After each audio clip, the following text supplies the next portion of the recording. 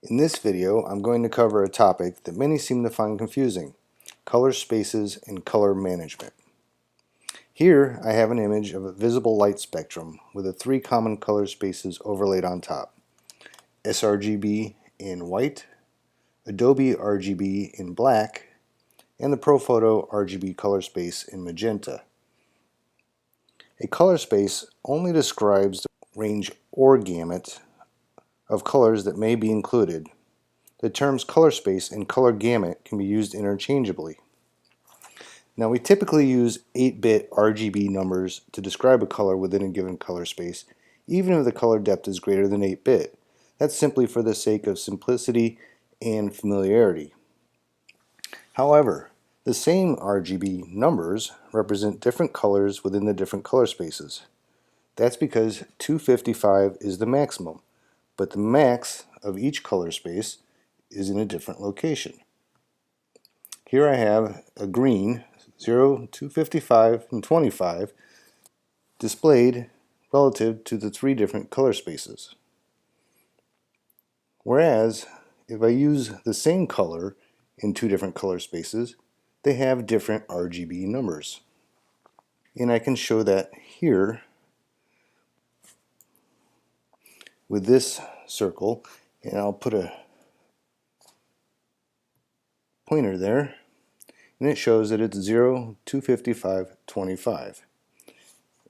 And my color sampler, or my brush, is also 0, 255, 25. So I'm going to take this image, I'm going to convert it from sRGB, smallest color space, and we're going to convert it to ProPhoto RGB, the largest color space. And you'll notice now the numbers where I have that pointer have changed from 138, 236 to 80. And if I paint the new circle with 255, 25, I have a relative difference in the ProPhoto color space.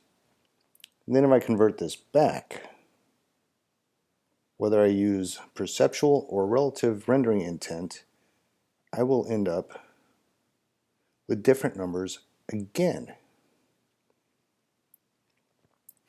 This has gone to 8, 255, 21, and here we've lost the 25 that was blue in the ProPhoto for this same color. And now my differences between these two has reduced because they are closer together within the smaller color space. So the point of all that is you really don't want to be manipulating your color spaces, or more importantly, compressing your color spaces if you don't need to. Now, every device related to imaging has its own color space, whether it's your camera, your phone, your monitor, printer, or whatever. And often you'll hear that a device is sRGB. Well, that's not technically always accurate. What that means is that the colors that device is capable of reproducing largely align with the sRGB color space. Here I have my MacBook Pro Retina screen, which is 98% sRGB compatible. Includes 98% of the sRGB space. It also includes some spaces outside the sRGB color space, and it does not include a lot of the colors that are within the Adobe RGB space, or certainly ProPhoto. But that doesn't mean I'm working blind here if I'm working with an image in the ProPhoto color space. So how do I see ProPhoto colors on an sRGB color space device? And that is through a monitor profile. So I'm not actually seeing ProPhoto colors because my device isn't capable. I'm showing relative colors on my monitor. And in order to do that, it uses the monitor profile. And here I have the calibration profile that is applied to my monitor. Or I can use, say, a default RGB profile, and you'll see the color shift. I can use Apple, which is pretty close, change it to Adobe, and what I want to use is preferably a hardware calibrated profile. Now the only place this profile should be used is for the monitor. Makes sense, it's a monitor profile, it is not a picture profile. Similarly, a printer has its own gamut or profile, and specifically a printer printing on a certain type of paper with a certain set of inks.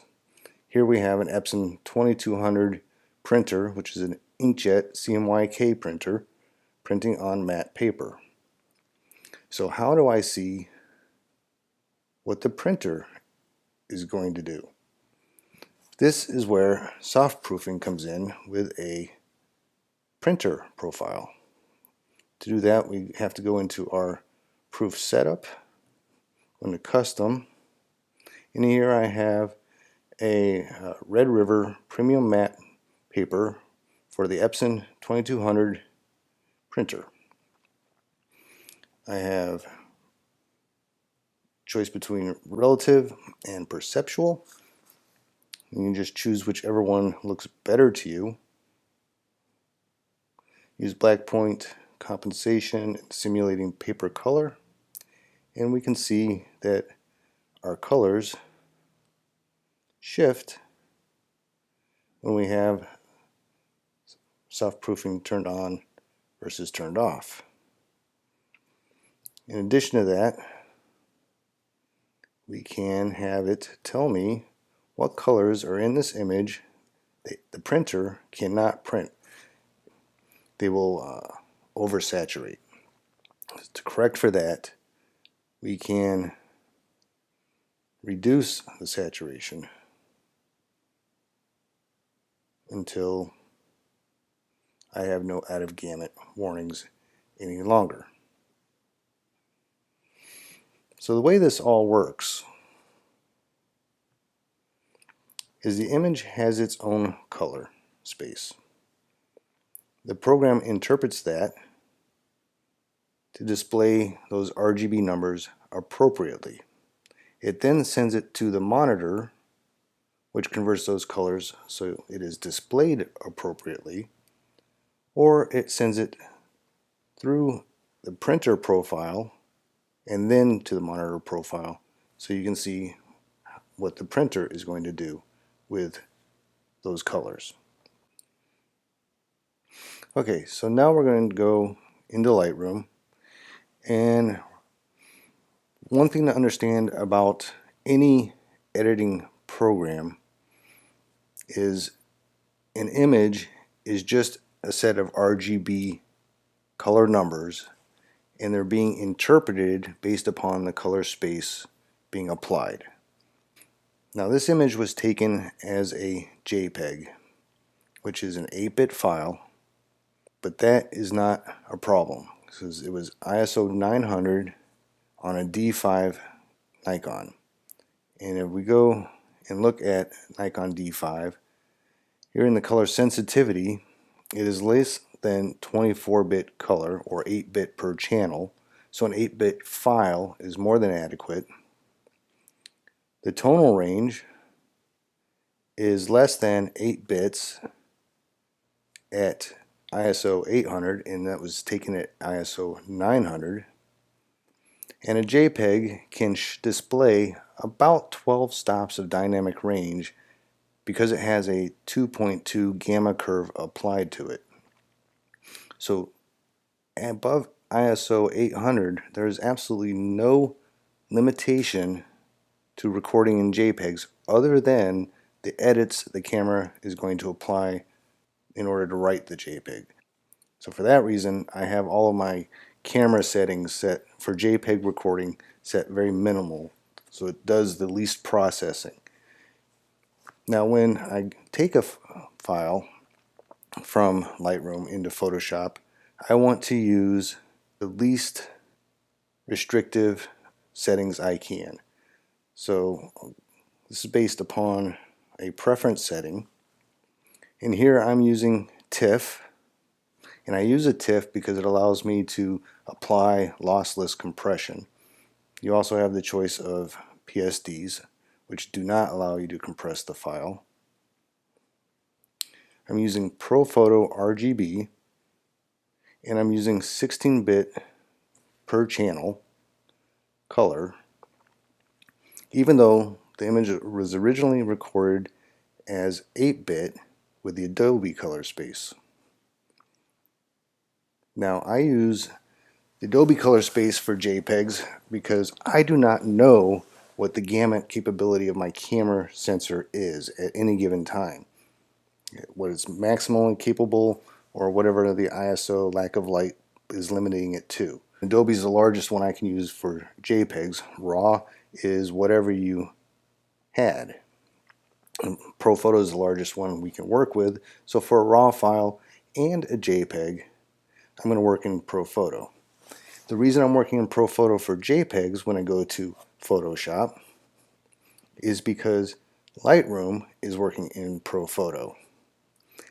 Lightroom always works in ProPhoto in the develop module, and it's always working in 16-bit. So it makes the most sense for me to take this same settings over into over into Photoshop, so I don't get any of those color space conversion manipulations that could compromise the image, particularly compressing it down to a smaller space. Now, as I said, this is ProPhoto 16-bit, and the whole interface is Adobe Camera Raw. So basically, I'm working in RAW at this point, even though the original data was from a JPEG. So when I send this image over with my adjustments, it is going to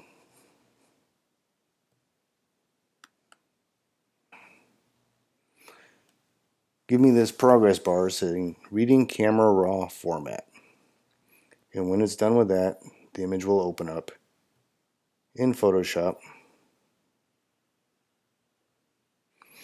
and it will have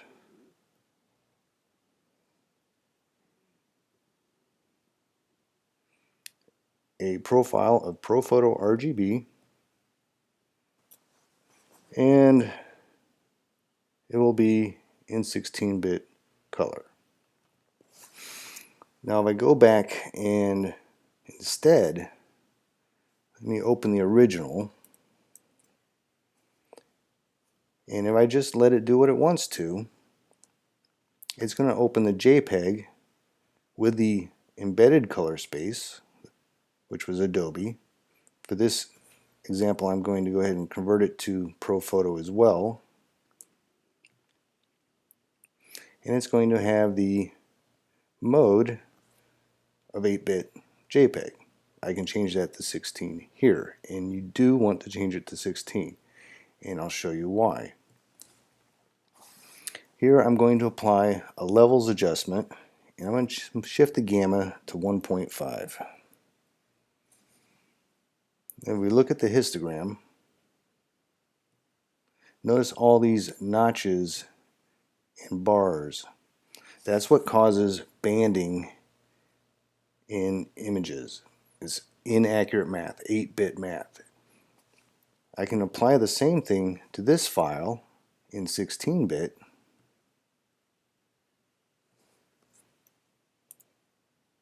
exact same 1.5, and we look at the histogram.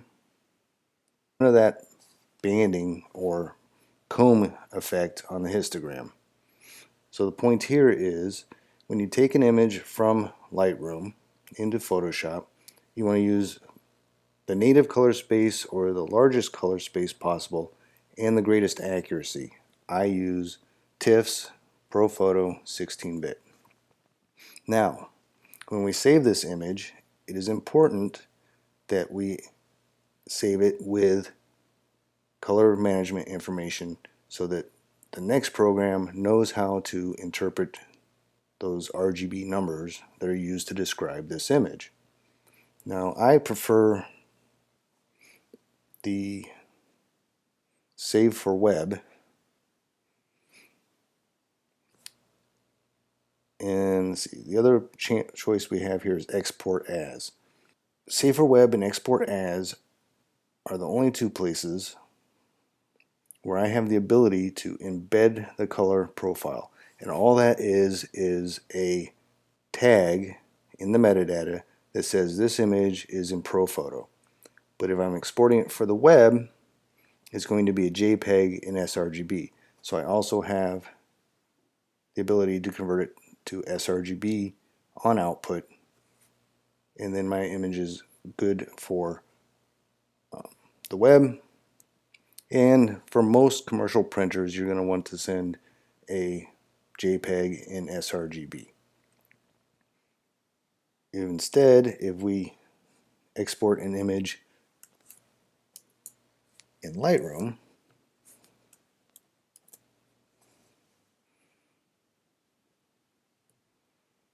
set my JPEG, it allows me to set the color space. It should be sRGB for a JPEG.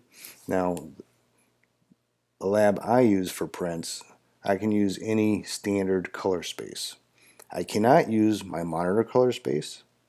I cannot use my printer color space, because the only places those color spaces can be interpreted correctly is on a system that has those color spaces installed and will read and interpret the color space tag.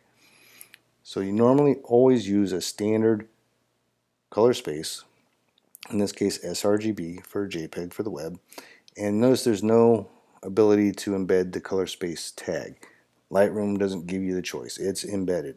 So Lightroom is, normally I don't save things out of Photoshop, I send them from Lightroom to Photoshop using the largest color space and the greatest accuracy, ProPhoto in 16-bit, and then I send it back to Lightroom and I export from there, and it will, based on my settings, convert it correctly and embed the tag correctly. So I hope all of that has helped clarify color spaces, color management, and color workflow. Until next time, I hope you have a great day.